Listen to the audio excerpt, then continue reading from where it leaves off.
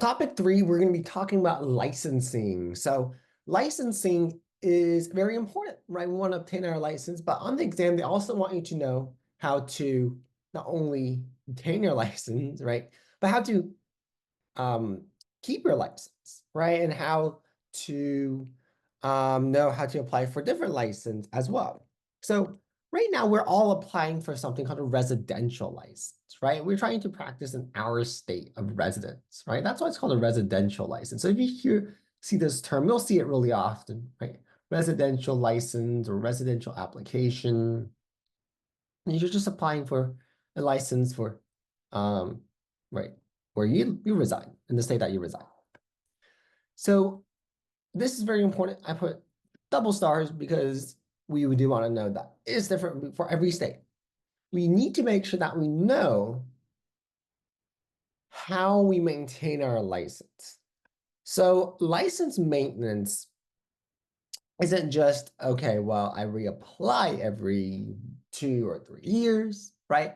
But you also have to complete continuing education requirements. So what these are is that these are like, courses that you take on Kaplan, right?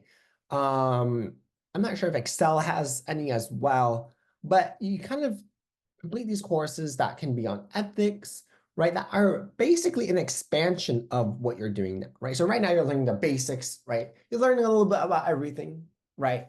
To obtain your license. But the continuing education courses, right? They might go more in depth with the annuities, right? And you can select a couple of classes that you want to take.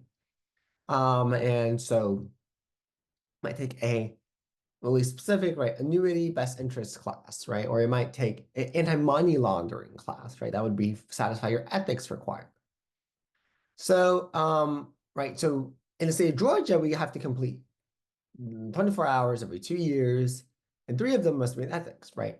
And if you have your license for more than 20 years, like you can actually cut down on 2 or 3 hours here.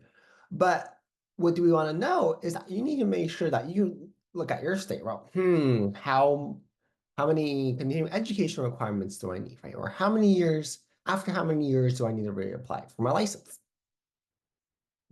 Okay. And usually the states will have a policy where, you've lapsed your license maybe for, 5 months. Maybe you were dealing with something and you just forgot to renew it. And you'll have some time, right, such as 12 months within the renewal date to reinstate the license without taking the exam again. So sometimes, right, if you, right, if it's been too long since you've reinstated it, you might have to redo this process, right? Restudy like what we're doing right now, and you might need to apply again. All right. So license maintenance is something important that we want to keep in the back of our minds as well. Now, besides from our general residential license, we also have other types of license as well. So we look at residential license, right? These are licenses that, as long as you renew them, right, they are more permanent. But with temporary license, they have a time limit, right? They're temporary. So a temporary license may be issued in the state of Georgia for 6 months, renewable up to 15 months at 3 months at a time. So if we look at this, right, we would have 6 months, then you can renew it one time to 9 months, then another time to 12 months, then the third time to 15 months max, right? And so this is for sure different from maybe your state if you don't reside in Georgia, but you do want to know, right? Again, with all of these, how many months is it renewable for, right? How many times as well.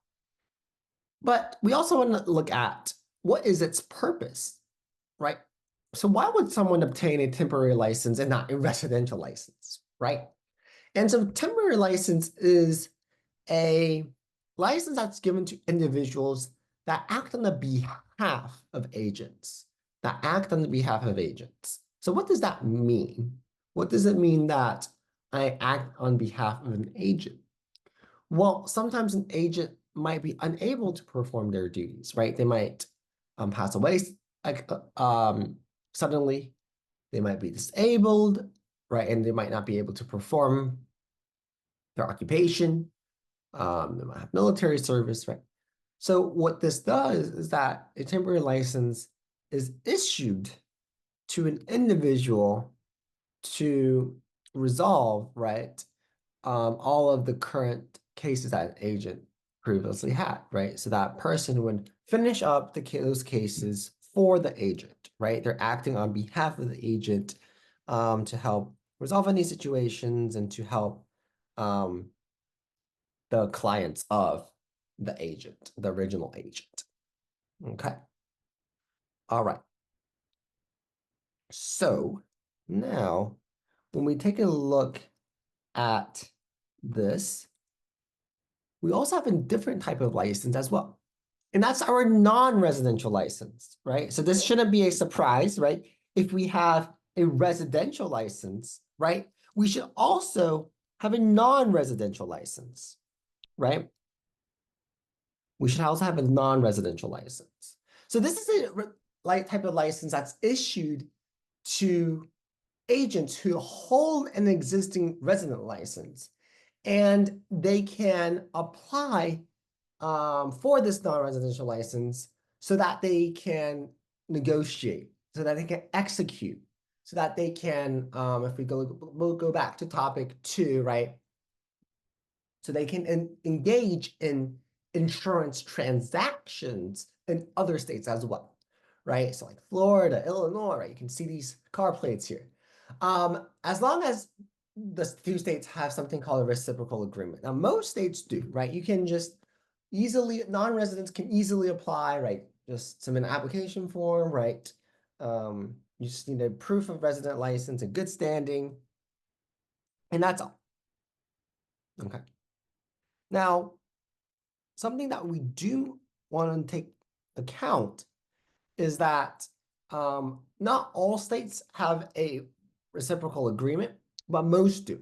This also exists in like teaching license, right? 2 states having a reciprocal agreement with that as well. But in most states, there is a reciprocal agreement. All right. And our last type of license that we want to take a look at is the counselor license.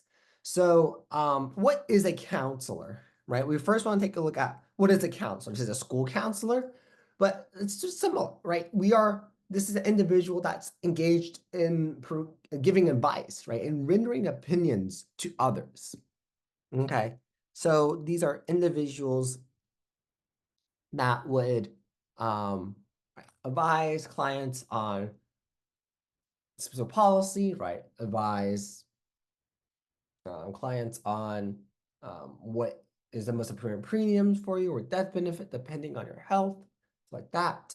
Now, what we do want to know about this license is that, right, counselors are for sure going to receive some sort of commission, but they cannot receive any compensation from any other source. Okay. So they can only receive compensation, right, for the original service, only for that service specifically, and not from any other source. Okay. And to be a counsel license, there are requirements. And again, right, I urge you guys to go back and take a look at what are the minimum requirements for the minimum number of years, but you usually do need to be a agent or a sub-agent first, right? You do need some experience with that. Okay. Now, we want to make sure, right, we maintain our license, right? And there's 4 different types of license: our resident license, temporary license, non-resident license, and counselor license. But what causes license revocation? Right? What causes license revocation? So take a moment to think about it. Give you a minute, maybe jot some notes down on what you might think. And then I'm going to show you the list of different ways your license might become revoked. Okay. So hopefully we have some ideas now. So let me share with everyone here. Let's go. Okay. So these are all of the possible reasons on why your license might become revoked. And most of these are pretty self-explanatory, right? And so I wouldn't recommend memorizing this chart, but more of just think about, right? We don't want to violate the insurance laws, right? Most of these are common sense, right? We don't want to provide incorrect information on license application. We don't want to obtain a license through fraud or misrepresentation, right? So we see this word misrepresentation often. You're likely to see this on the exam. Intentionally misrepresent, right? Convicted of a felony. Commit any unfair trade practices. So in a moment, we're going to take a look at a list of unfair trade practices in the next topic. If you have engaged any dishonest practices, right?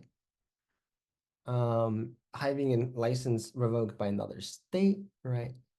Forging a name in an application, cheating on the exam, accepting insurance business from an unlicensed individual, failing to comply with a court order, or failing to pay income taxes. Okay, so all of these could be reasons on why, right, someone's license becomes revoked.